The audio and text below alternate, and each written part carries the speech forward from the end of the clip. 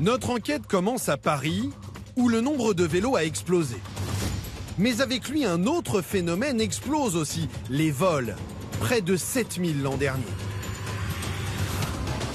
Roues, guidons, selles, le moindre accessoire intéresse les voleurs.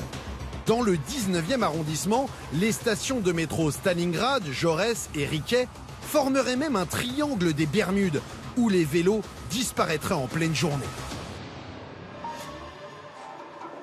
Pour découvrir ce qu'ils deviennent, nous tentons l'expérience et achetons ce vélo électrique d'une valeur de 1 500 €. Pour suivre sa trace, nous l'équipons d'un dispositif qui séduit de plus en plus de cyclistes. Bonjour. Bonjour. Bon, ben, on vient pour la pause du tracker GPS. Ok, on va vous l'installer. Allez, c'est parti. Donc je vous montre ce que c'est. Le tracker, c'est cette pièce ici, là, qui est blanche, qu'on installe sous le porte-bidon. Donc on a pris un porte-bidon de la même couleur pour être très discret. Et il se pose avec 2 vis anti-vol sur le cadre. Ce tracker coûte 199 €. Il peut fonctionner jusqu'à 3 semaines sans être rechargé. Si le vendeur nous le recommande, c'est qu'il a un atout incontestable, sa totale discrétion. C'est un dernier né, c'est le dernier cri de la société française qui le fabrique. Il est pratique parce que, premièrement, il n'est pas connu. Personne ne sait que c'est un tracker GPS. Et deuxièmement, il est posé derrière le porte-bidon, donc on ne voit pas que c'est un tracker. Il est inviolable puisqu'il y a une clé, une sorte de clé anti-vol que personne n'a. Et on le visse et on le dévisse avec cette clé uniquement. Sans cette clé, on ne peut pas enlever le porte-bidon et donc le tracker. Donc seul le propriétaire qui a cette clé peut éventuellement enlever le tracker. Exactement, ou un professionnel. Nous achetons également cet antivol à code d'une valeur de 10 €. Merci, au revoir. Désormais équipé, il ne nous reste plus qu'à télécharger sur notre portable cette application pour suivre le vélo à distance. À chacun de ces mouvements, le tracker le détecte et nous recevons une notification. Quelques minutes plus tard, nous revoilà dans le 19e arrondissement.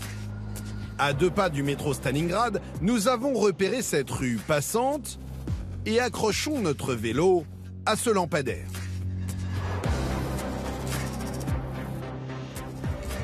Installés dans cette voiture de l'autre côté du trottoir, nous filmons discrètement la scène.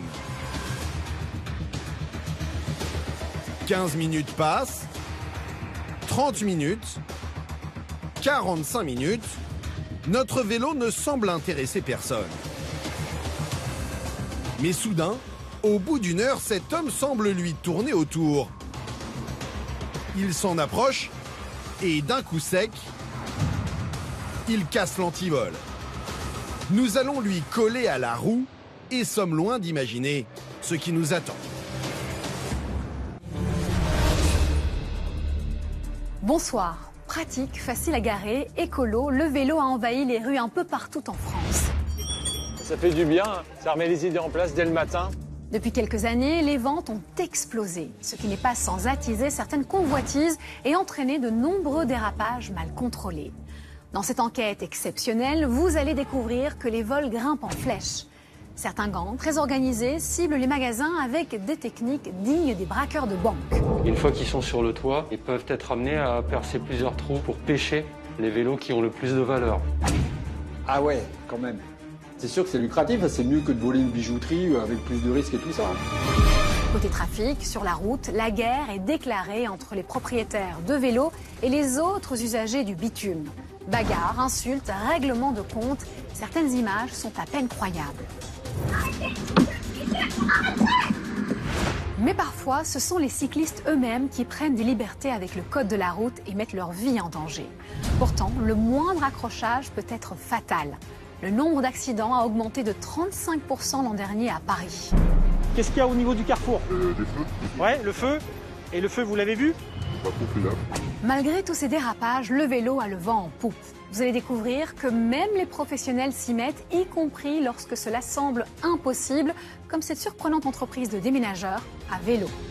Tu vois, regarde, tu regardes le matos, qui se dit, vas-y, c'est possible de le faire en vélo? Eh ben nous, on s'est dit. Un vélo volé chaque minute en France, enquête sur ce nouveau trafic.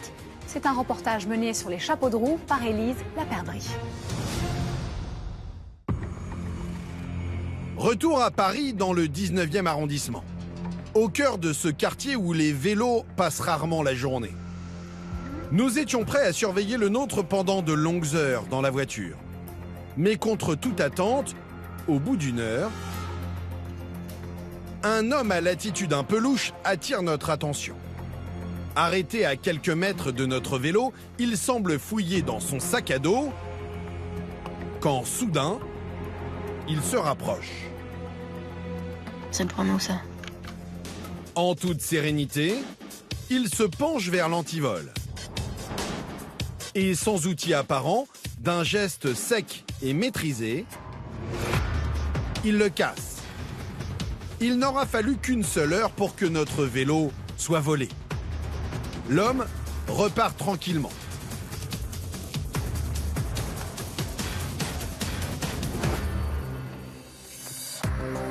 Pour nous, la filature commence. Mes premières difficultés, le voleur va beaucoup plus vite que nous sur la route. Il nous distance en quelques minutes. Heureusement, le tracker GPS nous permet de suivre son déplacement. Et lorsqu'il s'arrête, nous nous retrouvons à 4 km du lieu du vol, à Aubervilliers. C'est mon vélo, il y a mon vélo, il y a mon vélo. Nous retrouvons notre vélo devant un magasin de téléphonie mobile. En passant, on voit tout de suite l'antivol qui a été mis autour du cadre du vélo. En fait, c'est pas l'antivol qu'on avait utilisé à Paris, c'est un autre. Donc on va attendre de voir un petit peu ce que ce vélo va devenir, s'il reste ici ou pas, sachant que ça fait à peu près 1h10, d'après les coordonnées GPS qu'on a, qu'il est dans cette rue, accroché au poteau. Pendant plusieurs heures, le vélo ne bouge pas. Mais à Aubervilliers aussi, il attise la convoitise. Situation burlesque, un jeune homme opportuniste va tenter sa chance. Alors notre vélo va-t-il être volé une seconde fois dans la même journée? Sans succès, le jeune homme renonce. Dans la foulée, ce motard se présente et déverrouille l'antivol. Il paraît que le vélo. Qui est-il? Comment a-t-il eu la clé? Quelques heures plus tard, rebelote. Toujours à Aubervilliers, notre vélo change encore une fois de main. Un troisième homme, motard lui aussi, repart avec. Nous tentons de le suivre, mais perdons sa trace dans cette rue. À partir de là, notre enquête se complique. Sur notre application, quand notre vélo est dans une rue, le tracker indique sa position GPS très précise, au mètre près. En revanche, quand il rentre dans un garage ou une cave, nous perdons le signal GPS. Le tracker ne capte plus que le réseau téléphonique et il n'indique pas la position du vélo, mais celle de l'antenne relais la plus proche. Une zone jusqu'à 100 fois plus vaste que nous allons devoir fouiller. Résultat, 3 jours plus tard, nous reprenons les recherches à Aubervilliers dans un endroit des plus improbables. On se rend là où le vélo serait positionné depuis hier soir, c'est-à-dire qu'hier soir vers 23h le vélo a bougé et il serait a priori dans un jardin ouvrier. Après on ne sait pas trop s'il est dans le jardin ouvrier ou s'il est de l'autre côté de l'avenue parce qu'il y a pas mal d'habitations, donc on va aller voir tout ça. Nous partons donc à la chasse au vélo dans des jardins immenses. Il faut essayer de regarder un petit peu sur l'arrière des cabanes, il y a un peu de bazar. Non, c'est pas là. Continuons. Nous ratissons les allées avec toute notre bonne volonté. Donc a priori, c'est bien le bâtiment qui est juste là. Et le vélo serait juste à côté. Donc le bâtiment là est à notre droite. Donc techniquement, j'en devrais trouver. Du matériel de jardinage, des bottes, des cirés, mais pas mon petit vélo. Mais après 2 heures à arpenter les nombreuses parcelles, nous devons nous rendre à l'évidence. Notre vélo n'est pas là. On a fait plusieurs cabanes qui auraient pu être dans le périmètre indiqué. Là, clairement, on voit rien. Ça a l'air d'être vraiment un jardin ouvrier, tout ce qu'il y a de plus classique. Alors nous explorons la zone en face, de l'autre côté de l'avenue, au pied de ces immeubles. Mais impossible d'entrer dans les locaux pour aller plus loin, notre traque est au point mort.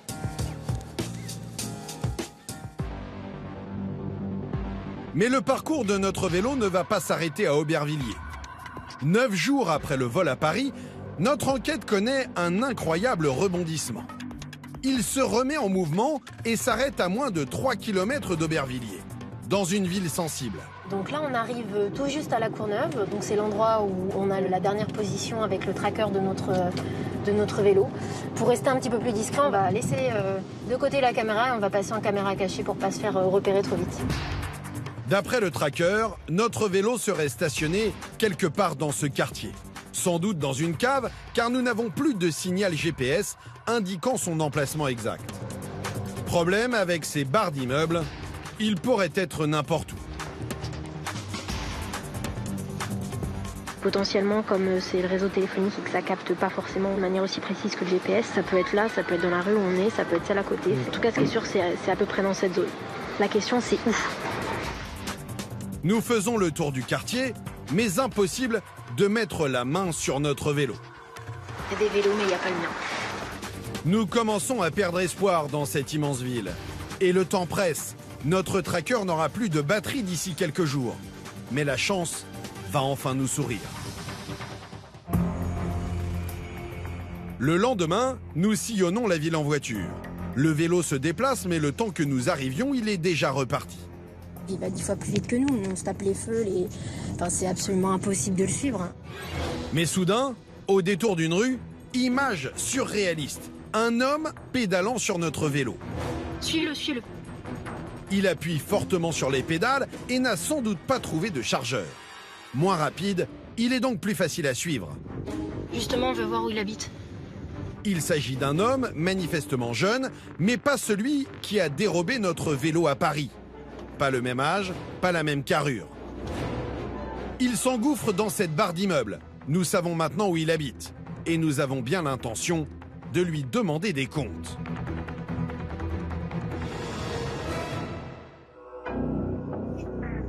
Justement, quelques heures plus tard, le signal GPS s'active à nouveau dans une commune voisine.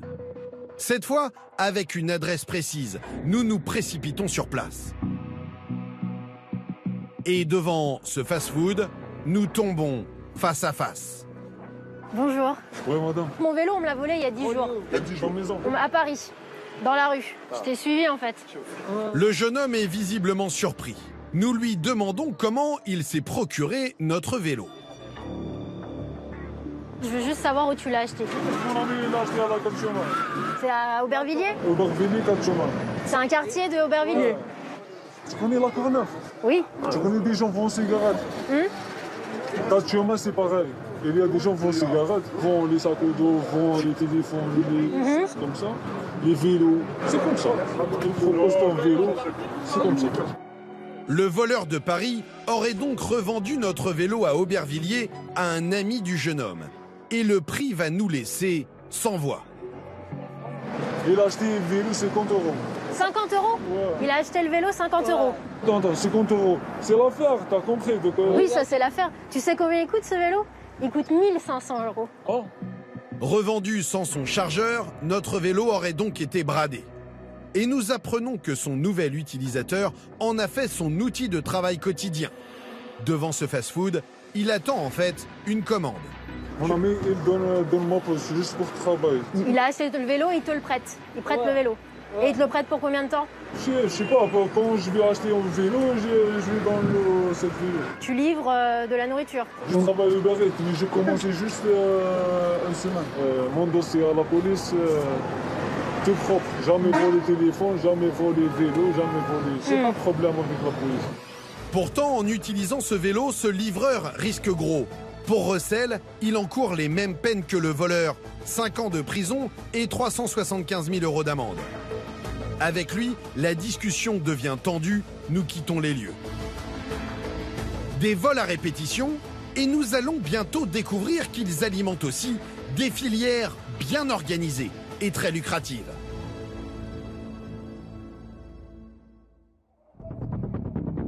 Notre enquête se poursuit sur les réseaux sociaux. Au milieu de centaines d'annonces, nous repérons celle-ci. Un vélo à assistance électrique de marque française vendu dans le commerce 1 399 €. Et ici proposé à seulement 450 €. Comme photo de présentation, de simples captures d'écran du site internet de la marque. Le vendeur ne s'est pas foulé. Il s'est même trompé dans la photo, l'image ne correspond pas au modèle cité dans l'annonce. Nous le contactons par téléphone. Allô, oui, bonsoir. Rien, Et nouveau détail intriguant. Parce que mon frère, j'ai la stick pour fixer bien le batterie derrière. J'ai pas le chargeur, comme ça tu sais tout. Le chargeur manque, un coup classique pour un vélo volé. Nous lui proposons de le rencontrer malgré tout. On se donne rendez-vous où? La gare de RER Choisy-le-Roi, RER. Très bien. On se revoit demain. Bonne soirée. Bonne soirée. Au revoir. Au revoir. Le lendemain, à l'heure convenue, nous nous présentons au rendez-vous, équipés d'une caméra cachée. Bonjour. D'accord. Bon, voilà le vélo. Un premier détail nous interpelle. L'état de ce vélo, présenté d'occasion, mais qui a l'air neuf. Nous l'interrogeons sur ce point. Vous en êtes servi longtemps parce qu'il a l'air vraiment en super état. Pas de réponse. Il a combien de kilomètres? Enfin, il a quel âge? Après plusieurs relances, il finit par nous répondre, mais reste évasif. Mais vous en êtes pas beaucoup servi du coup? Ouais, presque. 2 mois, 4 mois. Visiblement pressé de conclure la transaction, le vendeur nous montre sans tarder les équipements du vélo. Le batterie, il me reste 4 jours. Ouais. Plein. Pour charger bien, 8 heures. Comme tout vélo électrique, ce modèle est censé avoir un moteur bridé à 25 km/h. Mais le vendeur n'est visiblement pas au courant. Il monte jusqu'à combien le vélo? Jusqu'à 45 Ok. kilométrages. On dirait presque comme le scooter. Le petit scooter. Mais il est débridé alors? Parce que normalement les vélos électriques ils vont jusqu'à 25. C'est du vélo puissance. Il faut vous compreniez. C'est pas n'importe quel vélo. Regarde là-bas. La marque, justement, vend ce vélo près de 1 400 €, soit 3 fois plus cher que le prix fixé ici. C'est une sacrée ristourne que vous me faites là. Je vous la consulter. Normalement, j'ai dit non, pas ça. C'est un problème personnel. Et vous le vendez à 450, ça me surprend un petit peu. Je vous la des questions comme ça. Vous venez pour acheter le vélo. Normalement, on est d'accord. On n'est pas d'accord. C'est pas grave. Le vendeur semble gêné. Et quand on lui demande pourquoi le vélo est vendu sans chargeur, il prétexte que c'est son frère qui l'a cassé. Mais comment il a fait pour casser le chargeur, votre frère? Ah, je sais pas. Moi, j'arrive pas à poser des questions pour vous. C'est mon frère. J'ai dit, le vélo est là, il manque que le chargeur. Normalement, vous êtes intéressé. Le vélo comme ça, on est d'accord. Parce qu'il est neuf, je sais pas. Ce qu'il ne sait sûrement pas, c'est que pour acheter un chargeur compatible avec ce vélo, il faut passer par le service après-vente de la marque et disposer d'une facture d'achat. Nous disons finalement que nous ne sommes pas intéressés. Bah merci à vous. On y va. Au revoir. Merci, au revoir. Lui repart avec son vélo sous le bras et nous allons bientôt tomber sur des voleurs franchement culottés.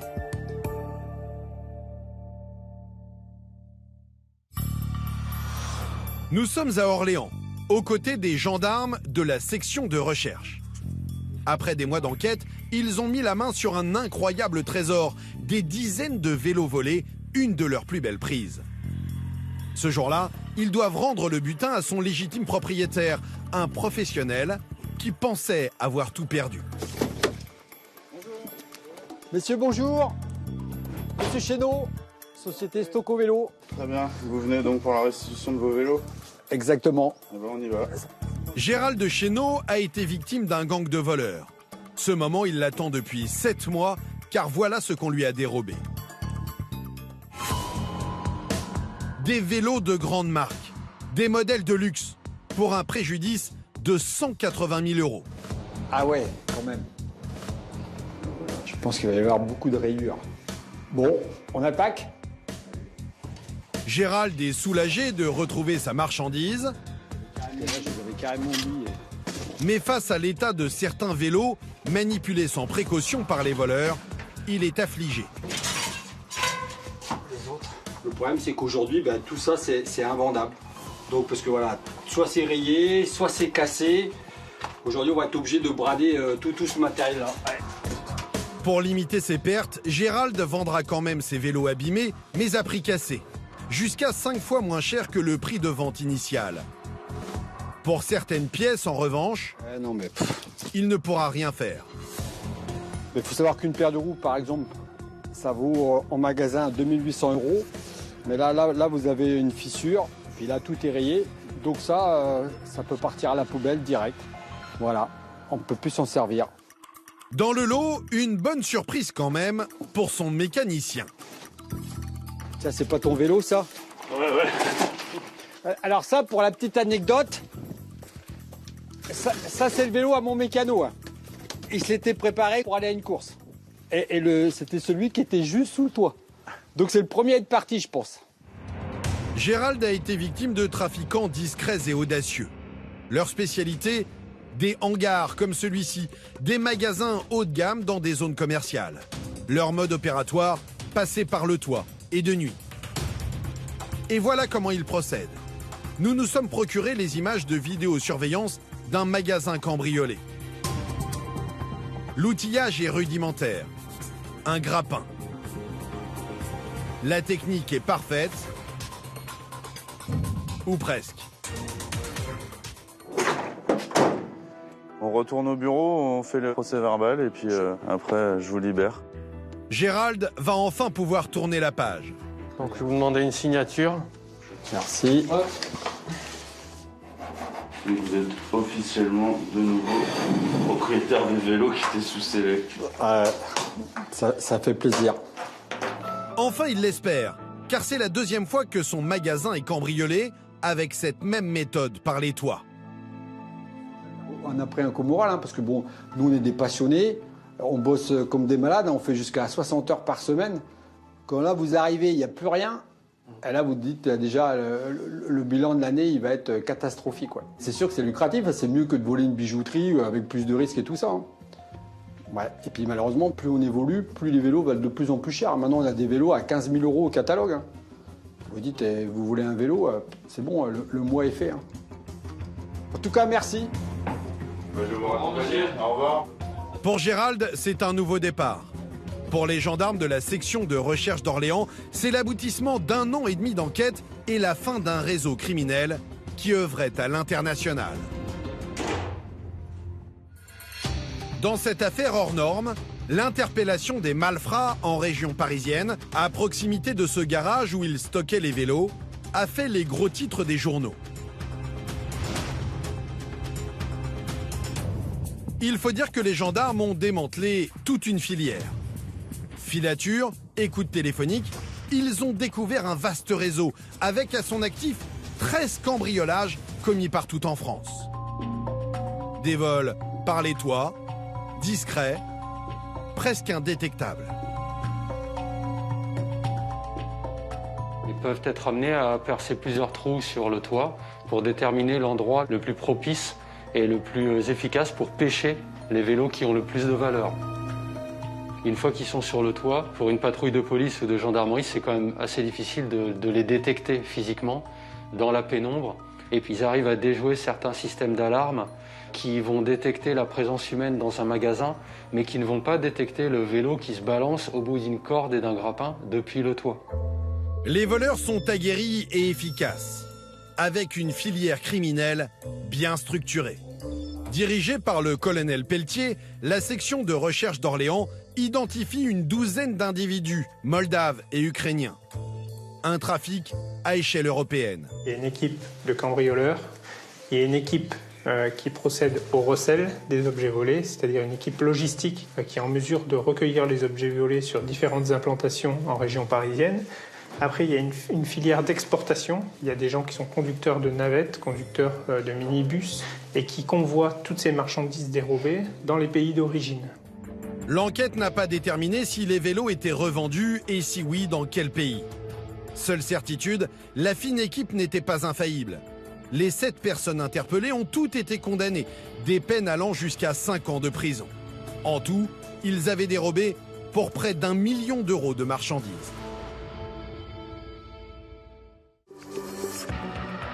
En France, les voleurs de vélos sont bien organisés et ils ne reculent devant rien. Sur Internet, les témoignages de victimes impuissantes sont légion. Ce vélo a été volé il y a 2 jours, directement dans le jardin d'une amie. Un mec a volé mon vélo cet après-midi dans la cour de mon immeuble. Pris sur le fait par ma voisine, il ne s'est pas démonté et a pris son temps pour péter les 2 cadenas. Alors pour lutter contre ce phénomène, l'immatriculation des vélos neufs vient de devenir obligatoire.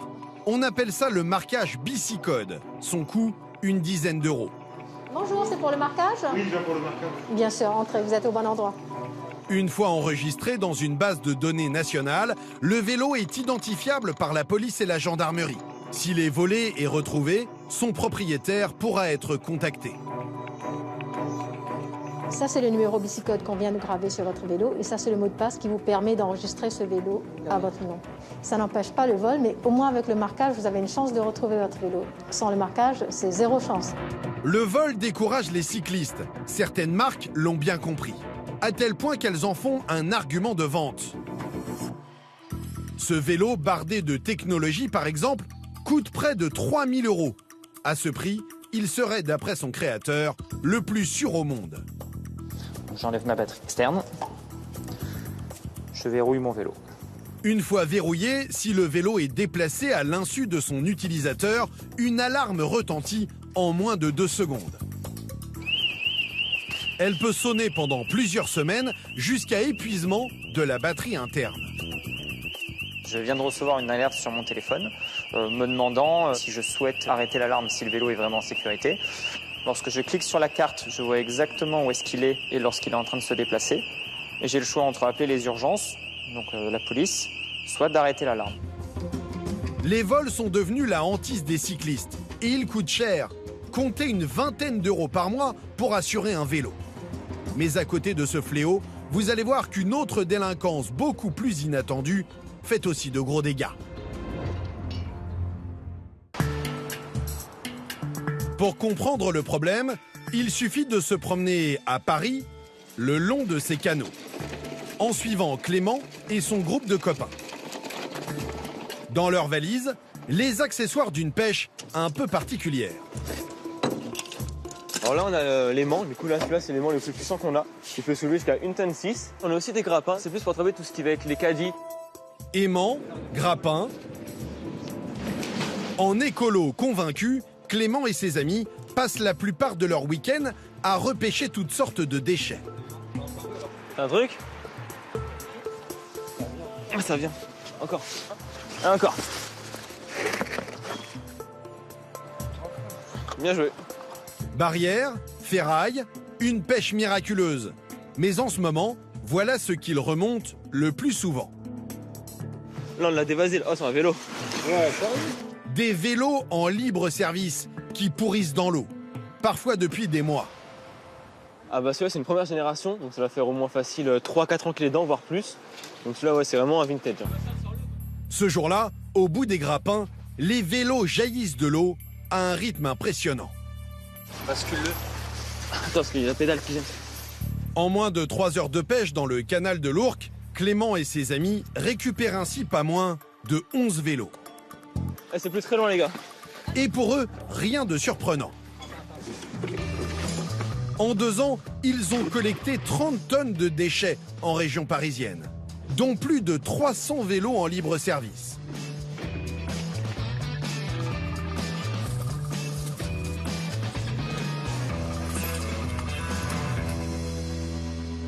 Il y a 6 mois, on a déjà pêché avec mes copains, on est parti ici, on a trouvé 20 vélos et on retourne ici 6 mois après. Il y en a encore une dizaine, il reste des trottinettes, il reste des barrières et vraiment en fait le canal il se remplit H24. Et le fait de constater la même incivilité des gens, bah, moi ça me révolte et ça m'énerve en fait.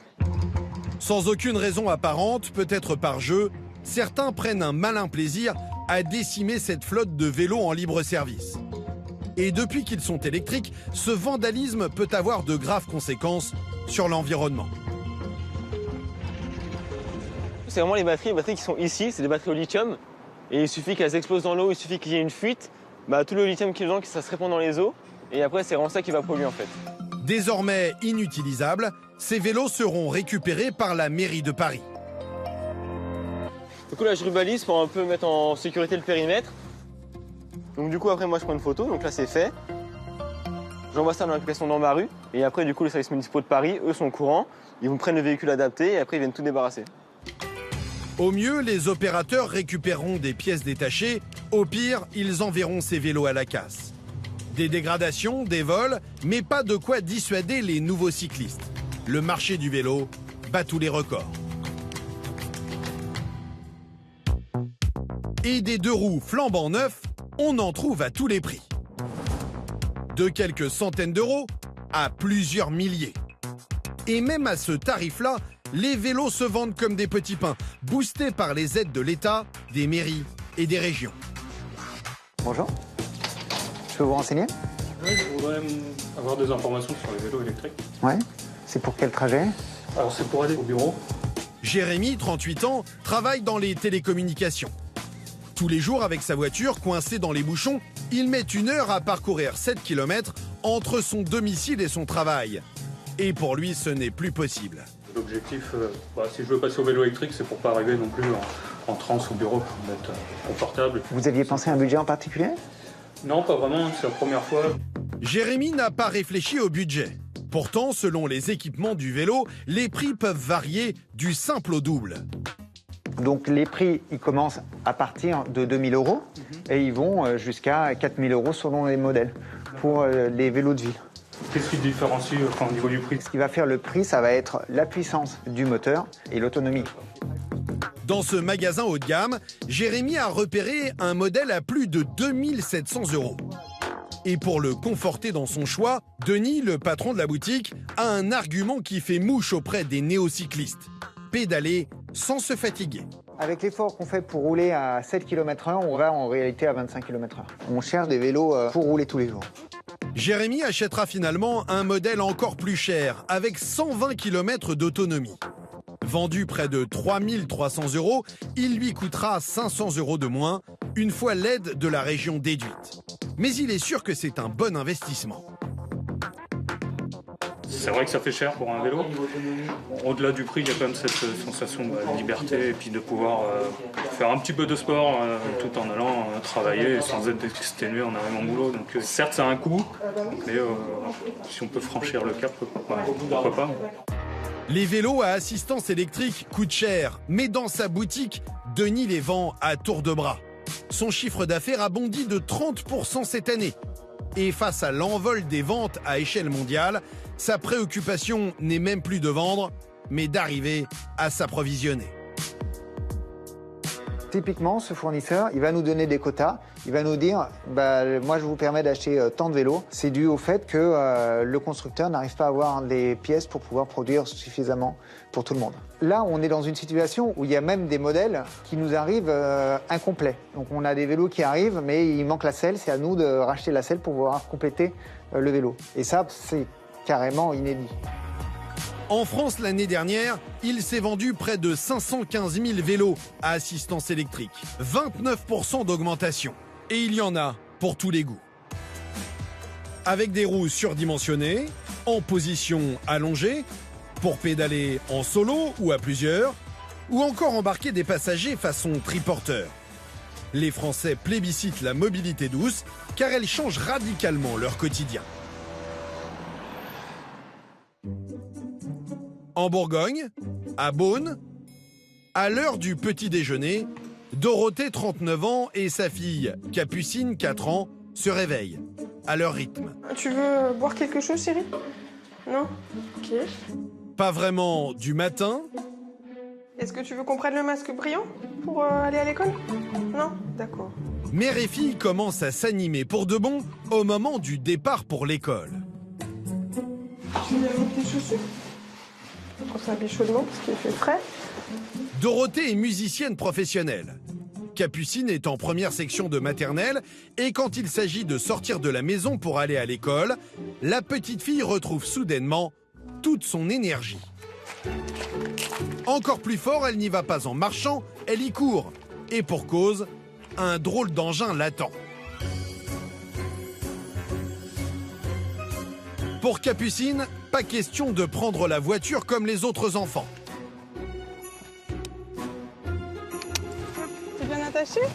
Tous les jours, c'est dans ce vélo cargo, prévu pour transporter jusqu'à 2 enfants, qu'elle s'installe confortablement et que sa mère la transporte détendue. On sait qu'on est tranquille, qu'on peut discuter en plus ensemble quand elle est dans le vélo, qu'elle voit des trucs, elle aime bien regarder les coquelicots quand c'est la saison, donc on en parle. Puis on a le temps d'en parler parce qu'on est tranquille, quoi. En quelques coups de pédale, Dorothée rejoint l'école 1 kilomètre plus loin. Et elle gagne un temps précieux en se garant juste devant le portail, ce qu'elle n'aurait pas pu faire en voiture. Tout à l'heure, mon chat. Amuse-toi bien. C'est hyper pratique, c'est rapide, efficace. Ma fille, voilà, on arrive. Quand il pleut, elle reste encore dans le vélo parce qu'elle est abritée. Et puis voilà.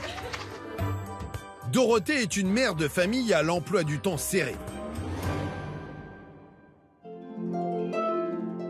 Entre l'école et sa fille, ses répétitions de harpe au conservatoire pour son travail, elle enchaîne les trajets. Avant, elle habitait en dehors de Beaune et se déplaçait surtout en voiture. Mais depuis qu'elle vit en centre-ville, elle ne jure que par son vélo. Ça me stresse en fait, moi, de trouver une place de parking. C'est le truc que j'aime pas. Alors si on en trouve une rapidement, c'est cool. On a gagné un peu de temps et sinon ça peut vite être l'angoisse à tourner. Donc là, franchement, je sais que je pars à n'importe quelle heure avec mon vélo. Je sais à quelle heure j'arrive, je sais à quelle heure je suis là où je dois aller.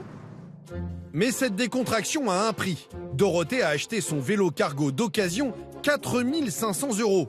Une enveloppe conséquente, mais avec, elle fait tout, même les courses. Ce jour-là, elle doit justement faire le plein et elle ne va pas se limiter à quelques achats. J'ai pris des fraises, des tagliatelles, des courgettes, du beurre, des lardons, de la litière, des glaces, des champignons. Ça va aller tout seul. Je peux charger plus de 100 kilos, c'est de la rigolade là pour le vélo cargo. Le vélo cargo a transformé la vie de Dorothée et de sa famille. Et elle en est persuadée, à vélo, tout est possible. Si plus de gens en faisaient, ce serait encore mieux parce que du coup, il ferait encore plus de pistes cyclables et on roulerait encore mieux. Essayer, c'est l'adopter. Le vélo, plutôt que la voiture ou le métro, un changement de cap qui n'est pas réservé qu'aux particuliers. Aujourd'hui, les professionnels s'y mettent aussi.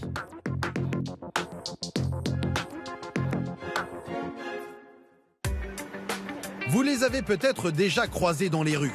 Avec leurs remorques et leurs vélos cargo customisés, impossible de les rater. Ça fait du bien, ça remet les idées en place dès le matin et ça présage d'une bonne journée. En évitant les galères de stationnement, ce plombier parisien enchaîne les clients.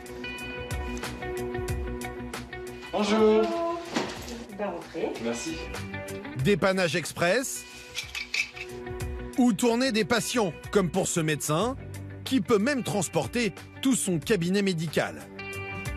Évidemment, stéthoscope, mon petit thermomètre, le tensiomètre, un sac dans lequel je mets tout mon matériel de suture, une grosse mallette pour mon électrocardiogramme, tout ce qu'il faut, tout ce qui est indispensable pour les consultations en urgence chez le patient. Tous préfèrent pédaler le nez au vent que de poireauter dans les bouchons, comme ce paysagiste.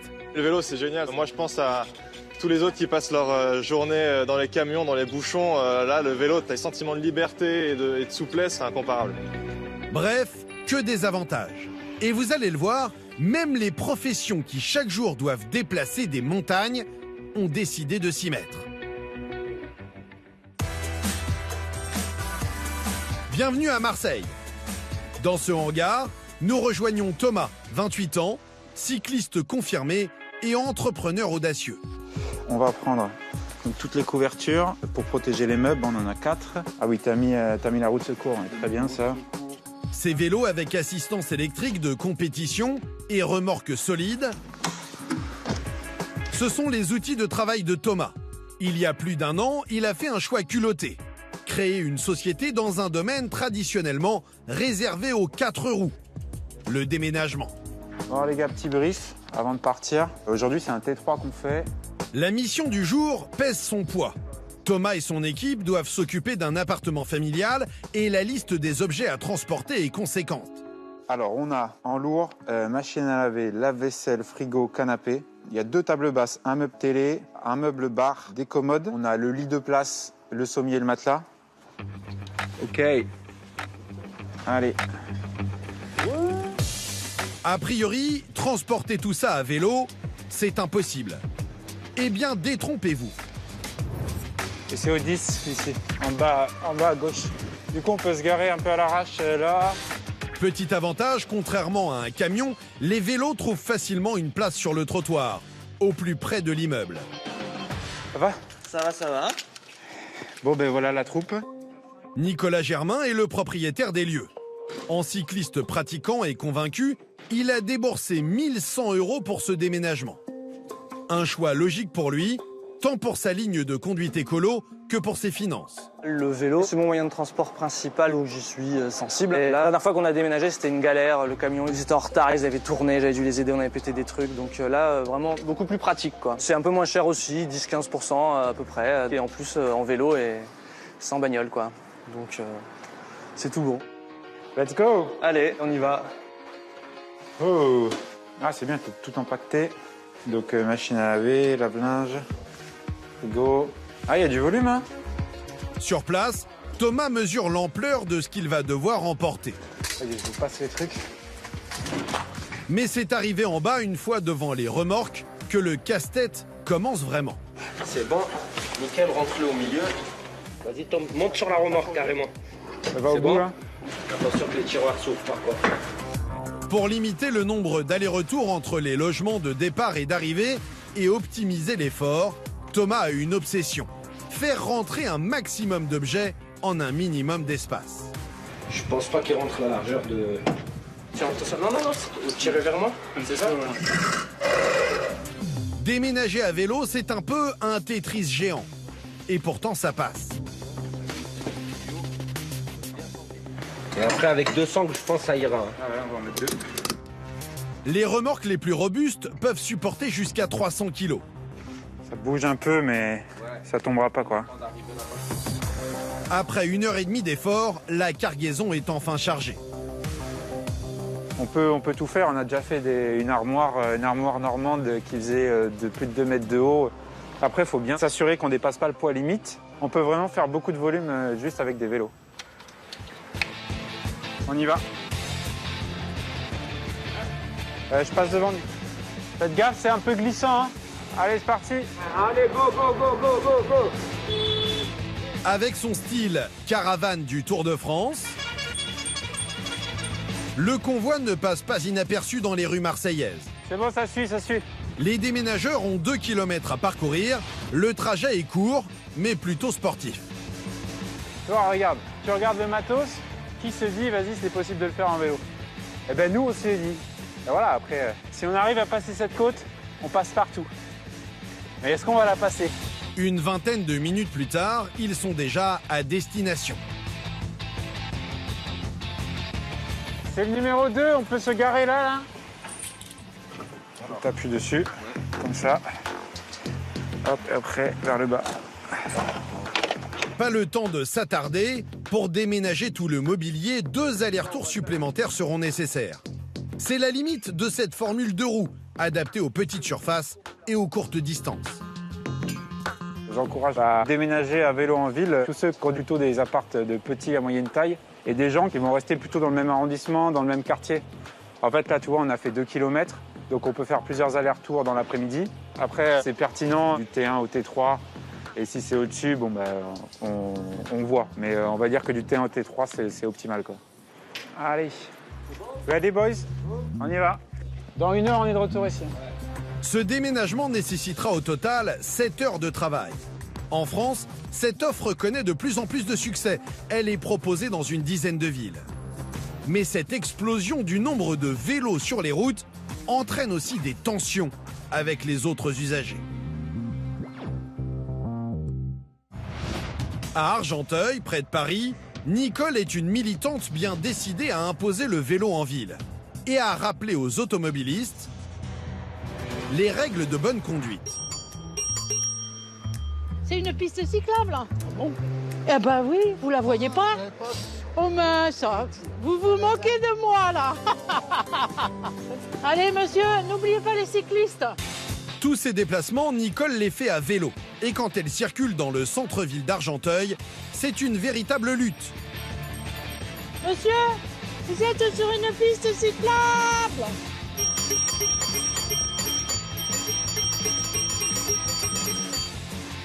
Là-bas, non, je suis sur ma piste.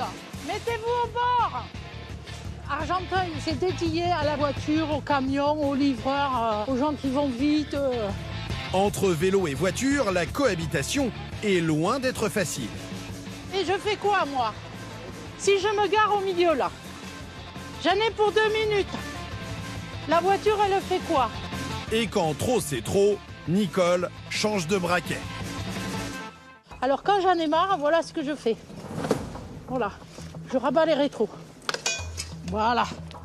Alors des fois, il faut faire attention parce qu'on touche la voiture de quelqu'un, il n'apprécie pas, mais je ne lui casse pas sa voiture. Je lui montre qu'il n'est pas au bon endroit. Alors, auto-école.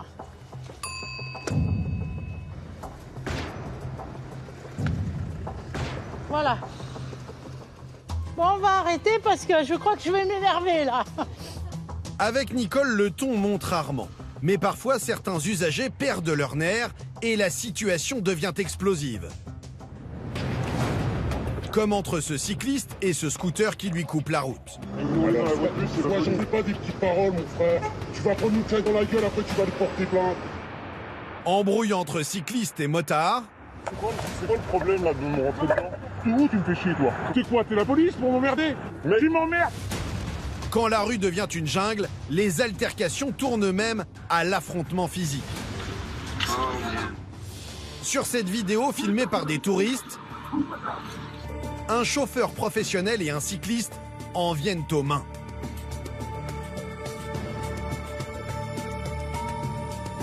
Et impossible de les séparer.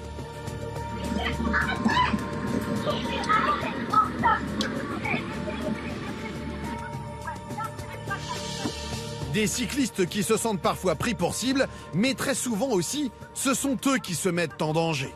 Et il faut leur rappeler le code de la route. À Paris, comme dans les autres villes, gare aux heures de pointe. Les 50 km de pistes cyclables créées dans la capitale deviennent des autoroutes à vélo. Résultat, le nombre d'accidents explose. L'année dernière, plus de 900 cyclistes ont été blessés, 8 sont décédés. Le principal danger à vélo, les angles morts des autres véhicules. Mais aussi la conduite dangereuse de certains cyclistes. Alors pour inverser la tendance, la police organise régulièrement des contrôles. Bonjour madame, je vous laisse vous mettre en sécurité sur le côté. Ce matin-là, c'est le capitaine Olivier qui dirige les opérations. Et vous allez le voir, son équipe ne va pas chômer. Bonjour monsieur, on procède à un contrôle routier. Vous connaissez le motif de mon contrôle? Le téléphone tenu en main, ça vous gêne dans la manœuvre de votre vélo. Je le regardais pas quoi, j'écoutais de la musique mais il était dans un poste. C'est tenu en main. L'intitulé de l'infraction, c'est téléphone tenu en main. Face à l'amende, les cyclistes grincent parfois des dents. Combien l'amende s'il vous plaît? 90 €. Non, c'est pas possible. Mais le capitaine Olivier sait que pour leur faire prendre conscience de leur fragilité, il faut être intransigeant. Téléphone tenu en main, vous savez que c'est interdit? Oui. Regardez en itinéraire, c'est clair. Ça reste tout de même interdit. Côté équipement, les policiers doivent rappeler quelques règles de base. Il vous faut un dispositif réfléchissant sur chacune des roues de votre vélo. Vous avez le feu arrière, je sais pas s'il marche, mais il faut mettre le feu à l'avant également. Bon, après, voilà, il y a des équipements qui sont pas obligatoires, hein, je pense aux gants, aux casques. En moins de 3 heures, il dresse une centaine de PV. Et parmi les infractions les plus courantes, on retrouve une règle souvent méconnue, mais pourtant en vigueur depuis 6 ans. Le port des oreillettes, les conversations téléphoniques, c'est interdit. Comme en voiture, écouteurs, oreillettes et casques sont prohibés lorsqu'on circule. On les retire à nos yeux, madame qui arrive en face. Cette cycliste, visiblement agacée, était bien au courant de l'interdiction. Mettez-vous correctement sur le trottoir, en sécurité. Comme souvent, elle pense avoir une bonne raison. Il y a une infraction qu'on vous reproche, le port des oreillettes. vous savez? Ouais. Vous l'avez enlevé à notre vue? On les porte souvent quand on a froid aux oreilles. Et mon téléphone est en mode avion dans mon sac. Si vous avez froid aux oreilles, je vous conseille plutôt de porter un bonnet. Mais les oreillettes, ça vous isole de votre environnement, c'est particulièrement dangereux. Ouais. Malgré la mise en garde du capitaine, la contrevenante ne semble toujours pas comprendre la leçon. Donc là, on va procéder à votre verbalisation. C'est 90 € d'amende pour le port des oreillettes. Bah, en plus, si vous me dites c'est encore, vous le savez. J'ai mis mes oreillettes ce matin parce que j'avais froid aux oreilles. Ah oui, mais c'est... Il n'y a rien dedans. Vous avez décidé de me verbaliser, allez-y. Donc il n'y a que cette solution-là pour vous faire comprendre. Si, allez-y, je vous en prie, mais il y a quand même, au bout d'un moment, des comportements super dangereux sur la route. Et je vous assure, j'en fais pas partie, ça fait un moment que je roule à vélo. Les policiers appliquent la tolérance zéro. Et s'il y a bien une règle sur laquelle ils sont encore plus stricts, c'est le franchissement des feux rouges. Les Parisiens en ont pris la fâcheuse habitude. À tel point que même devant les policiers, certains n'ont aucun scrupule. Monsieur, je vous laisse vous mettre juste là en face. Qu'est-ce qu'il y a au niveau du carrefour? Des feux. Ouais, le feu. Et le feu, vous l'avez vu? Pas compris là. Vous avez regardé qu'il y avait des vélos qui étaient arrêtés, eux? C'est le met pour les éviter, vous avez traversé le carrefour sans vérifier. Au feu rouge, la règle est claire. L'arrêt est obligatoire pour les cyclistes, sauf lorsque ce panneau les autorise à tourner à droite. Vous êtes titulaire du permis de conduire? Ouais. D'accord. Que vous soyez à vélo ou en véhicule, le code de la route, c'est exactement le même. Vous avez un feu rouge, vous vous arrêtez. Ce cycliste, par ailleurs automobiliste, écopera de la même amende que s'il avait grillé le feu en voiture. L'amende, elle est à 90 €. Vous aurez un délai pour régler les 90 €. C'est l'amende forfaitaire minorée. Après, ça passe à 135. En revanche, il ne perdra aucun point sur son permis de conduire. Vous faites les feux habituellement, très honnêtement, entre nous. Bah, c'est pour les voitures qui passent. Ouais, bon voilà, on va être honnête, vous n'êtes pas le seul, mais un jour ça passe pas, quoi. Et vous avez beaucoup de gens dans les hôpitaux qui malheureusement restent toute leur vie dans une petite chaise roulante à la suite de petites infractions routières. Donc ça nous semble banal, bon, un petit feu je le passe, c'est au rouge, mais il y a des conséquences derrière. Les policiers appellent à la prudence, car certains n'hésitent pas à prendre tous les risques, quitte à mettre leur vie et celle des autres en danger.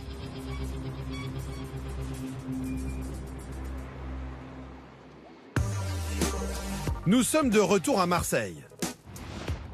Nous avons rendez-vous avec un YouTuber spécialisé dans les 2 roues électriques.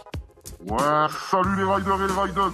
J'espère que vous allez bien aujourd'hui. Moi, ça va. Sur sa chaîne YouTube, il teste les nouveaux produits que les marques lui envoient et il les commente pour sa communauté. On se retrouve aujourd'hui pour la présentation, attention, d'un speed bike, les frérots.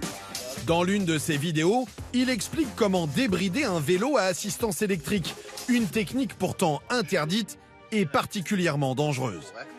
Allez, c'est terminé. Ton vélo est débridé. Malgré l'illégalité, ce youtubeur inconscient du risque débride la plupart des vélos qu'il reçoit. Normalement, le moteur d'un vélo à assistance électrique est bridé et l'aide au pédalage se coupe quand le cycliste atteint les 25 km/h, la limite autorisée pour ce type de 2 roues.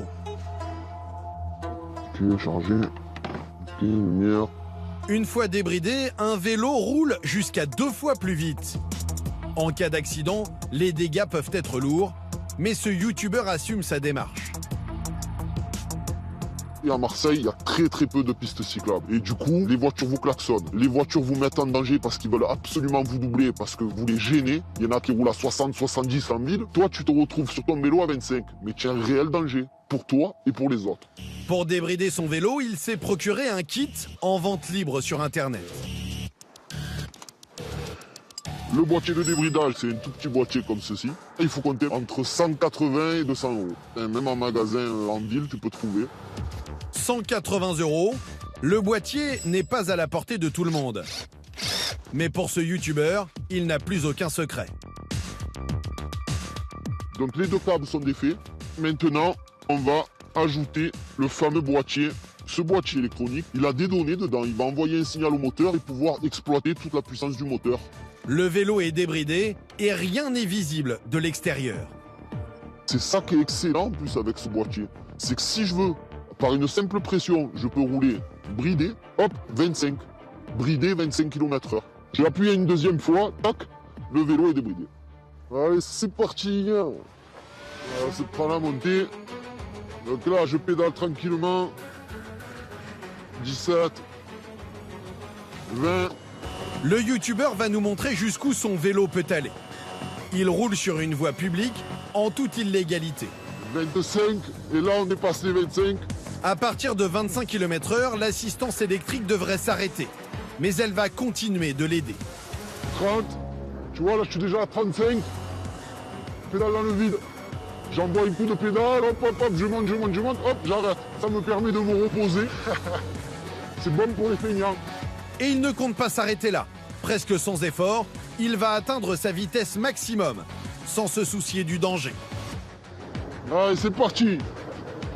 Wouh 40, 42, 45, 47 compteurs. À près de 50 km/h, un cycliste circulant avec un vélo non conçu pour ça s'expose à de gros risques. À cette vitesse, les freins, suspensions et l'ensemble du vélo sont soumis à une forte pression. En cas de chute ou de collision avec un autre usager, il serait sans doute gravement blessé. Mais il a réponse à tout. Sans aide au pédalage, sans assistance électrique, un cycliste fait même plus de 40. Les virinques qu'on appelle, nous, ici dans le sud, ils roulent à balle. Ils roulent à 50, 60. Ils roulent plus fort que moi sur son vélo non électrique. Regarde, 5 km en 2-2, on les a fait. Chaque sortie avec son vélo débridé peut pourtant lui coûter cher. On a terminé. Car la loi est stricte. Circuler au guidon d'un vélo débridé est puni d'1 an d'emprisonnement et de 30 000 € d'amende. Une sanction lourde et pour cause, à vélo, l'irréparable arrive rapidement. Rennes, en Ille-et-Vilaine. C'est là que nous rencontrons Anne, une mère de famille dévastée. Le 4 novembre 2019, elle reçoit un appel terrible. Elle apprend que sa fille, Grace, 22 ans, est décédée alors qu'elle circulait à vélo. J'amène toujours quelque chose. Grace était tellement particulière et originale que ça lui ressemble. Il faut de la vie sur ce vélo, il faut des couleurs. Elle aimait les couleurs. Grace étudiait les mathématiques à l'université. Elle voulait devenir professeure des écoles, mais elle n'en a pas eu le temps. J'ai eu un bon moment avant de comprendre et d'admettre ce que je venais d'entendre. Dites-moi que c'est pas vrai. Dites-moi que je vais me réveiller. Je suis dans mon lit, je dors, je fais un cauchemar terrible. C'est pas vrai. Perdre Grace, ça veut dire simplement que la vie s'est arrêtée avec elle. Grace a perdu la vie à 2 pas de son logement, à cette intersection qu'elle traversait presque tous les jours. Grace, elle est donc arrivée comme le cycliste qu'on voit, arriver dans ce sens-là, sauf qu'il n'y avait aucun marquage, il n'y avait pas de plot, il n'y avait rien. À l'époque, pas d'aménagement cyclable comme aujourd'hui, sur un carrefour particulièrement fréquenté et réputé dangereux. Donc Grace s'est engagée dans le carrefour et un camion qui était sur sa gauche s'est déporté à droite pour éviter un véhicule qui le serrait de trop près et n'a pas vu Grace. Elle s'est retrouvée coincée entre les terre-pleins et le camion à sa gauche et Grace est passée dessous. Il n'y avait aucune échappatoire pour elle. Depuis le décès de Grace, la métropole de Rennes a entrepris des travaux pour sécuriser le carrefour. La ville compte aujourd'hui plus de 250 km de pistes cyclables. Il faut dire que l'accident avait bouleversé la communauté rennaise, car Grace était jeune et prudente. Angle mort ou faute de conduite du chauffeur, les circonstances de l'accident restent floues. Alors Anne attend de la justice des réponses. Oui, bonjour. J'ai rendez-vous avec Maître Bouillon, s'il vous plaît. Bonjour. Bonjour, Maître. Comment ça va? Comme je peux. Allons-y. Anne a porté plainte contre le chauffeur du camion, peut-être imprudent, mais aussi contre la ville et la métropole. Elle estime que des travaux auraient dû être engagés depuis longtemps. Avec son avocate, elle se projette déjà dans le futur procès, mais au-delà, elle se bat aussi pour que la mort de sa fille ne soit pas vaine. Je ne souhaite à personne de perdre son bébé. Je crois que c'est inhumain. Je veux qu'on lui rende justice. Je veux qu'on reconnaisse que ce qu'on lui a fait, c'est pas normal et c'est pas juste et que ça aurait pu être évité. Et ça, j'en démordrai pas. Anne milite pour la sécurité, car en France, l'année dernière, 178 cyclistes sont décédés. Des drames qui poussent certains entrepreneurs à redoubler d'inventivité. Leur promesse, mieux nous protéger quand nous sommes à vélo. Vous connaissiez l'airbag pour les voitures, eh bien il en existe aussi pour les cyclistes. Ce casque, par exemple, ne se porte plus sur la tête, mais autour du cou. Il enregistre les mouvements et en cas de geste anormal, l'airbag se gonfle et protège le crâne. Coût du dispositif, 349 €. Avec cette veste airbag, même principe. Le comportement est analysé en temps réel. Et lors d'un accident, elle protège le thorax, l'abdomen, le dos et le cou. Son prix, 690 €. Avec le succès du vélo, l'industrie du cycle ne connaît pas la crise et certains en profitent pour relancer des marques qu'on croyait disparues.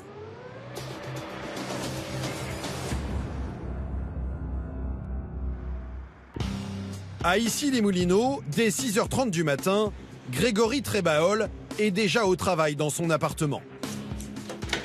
À 42 ans, il dirige un groupe qui fabrique des vélos électriques. Et s'il se lève si tôt, ça n'est pas un hasard. Décalage horaire oblige.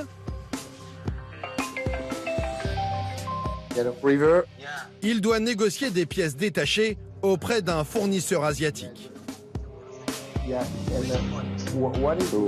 We have a really good feedback right now out of this sales point of view.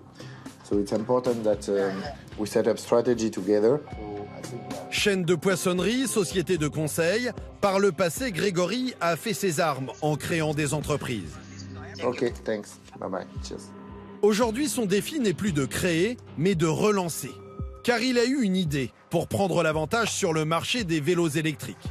Il compte ressusciter une marque mythique presque tombée dans l'oubli, Solex. Souvenez-vous, Solex, c'était ce vélo avec un moteur à l'avant qu'on lançait en pédalant sur les premiers mètres. Presque l'ancêtre du vélo électrique. Un fonctionnement minimaliste, un coût modeste, le SMIC de l'époque, et des stars comme Brigitte Bardot qui le popularisent à l'écran. L'engin devient iconique, près de 8 millions de modèles vendus en 30 ans. Quand vous parlez de Solex, vous avez toujours un sujet de discussion avec n'importe qui. C'est une marque qui a touché toutes les familles en France. Tout le monde l'utilisait, il n'y avait pas de catégorie socio-professionnelle privilégiée. C'était vraiment accessible à tous. Mais dans les années 80, la marque patine. Face à la concurrence internationale des scooters plus performants, la production s'arrête. En relançant Solex, Grégory pense avoir trouvé un bon filon. Mais pour que son intuition se vérifie, il ne compte pas ses heures. Ça passe. Bon, allez, Titi, on y va. Une fois son fils déposé à l'école, il nous emmène là où le futur de la marque s'écrit déjà, en Normandie, à Saint-Lô, dans la Manche. Grégory se rend dans cette usine au moins une fois par semaine. Sur ses lignes de production, il fait assembler les vélos pour les différentes marques de son groupe.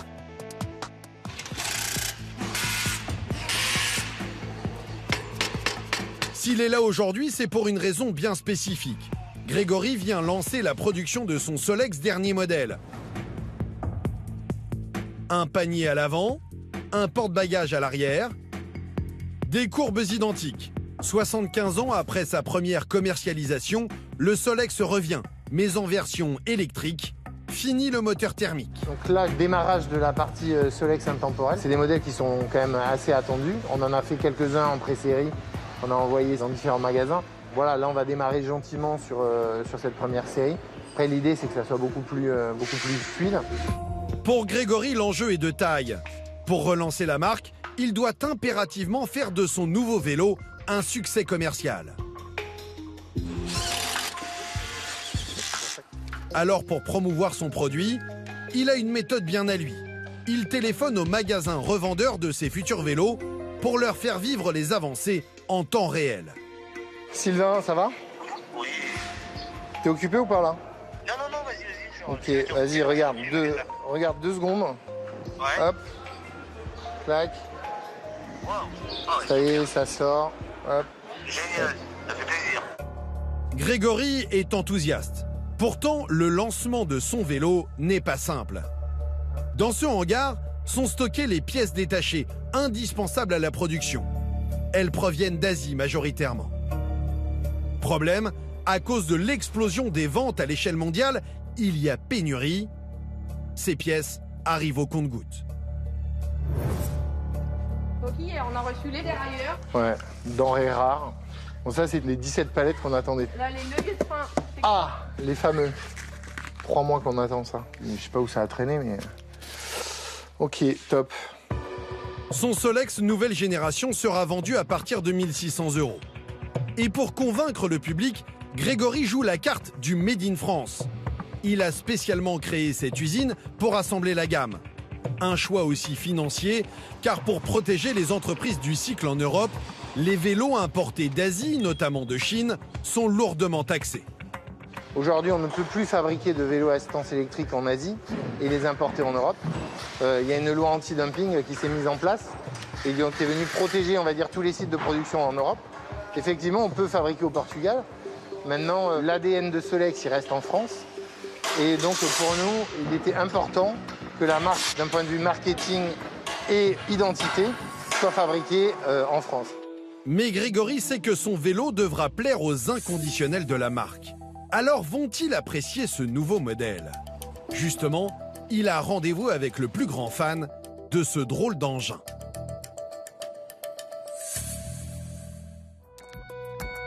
Nous voici en Allemagne, à quelques kilomètres du Luxembourg.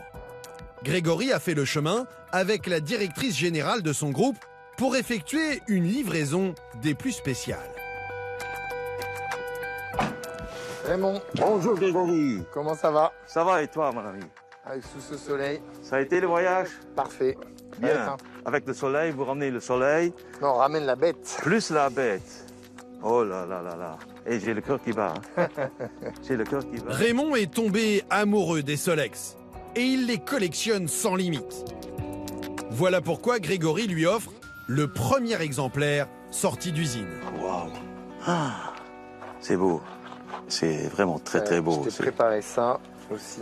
La petite plaque Solex intemporelle, édition limitée numéro 1. Le numéro 2, c'est le prince de Monaco qu'il a. Ok, le pauvre. Et Raymond a le premier. Super. Si Grégory chouchoute tant Raymond, c'est qu'il est le meilleur ambassadeur de la marque. Et voilà. Bienvenue à bord, mon cher ami. Avec tes copains et tes copines. Raymond ne possède pas quelques Solex. Dans son hangar, il en stocke près de 300. Exemplaires en or 24 carats, édition Roland Garros ou modèle publicitaire destiné au Tour de France. Alors ici, c'est la caravane qui a servi aussi au Tour de France. On va mettre le Solex en route. Des bidons d'essence au porte-clés, Raymond collectionne le moindre gadget depuis 25 ans. Et sur l'histoire de l'entreprise, il en connaît un rayon. Je dis toujours, il ne faut pas être fou pour collectionner des Solex, mais ça aide. Si Grégory garnit encore un peu plus sa caverne d'Alibaba, c'est avant tout pour avoir son approbation. Et bonne nouvelle pour lui, sur ce modèle, Raymond est emballé. Vous avez vu Raymond, regarde. On a vraiment repris le tube avec le galbe ici. Ok, oui. Oui, c'est super, c'est bien réussi comme ça. Grégory repart soulagé. Bon Raymond, merci pour tout. C'est moi qui remercie. C'est toujours un plaisir. Le feu vert de Raymond est un bon point pour l'entrepreneur qui espère imposer sa marque et surfer sur la vague du vélo, électrique ou non, qui fait son grand retour dans nos vies.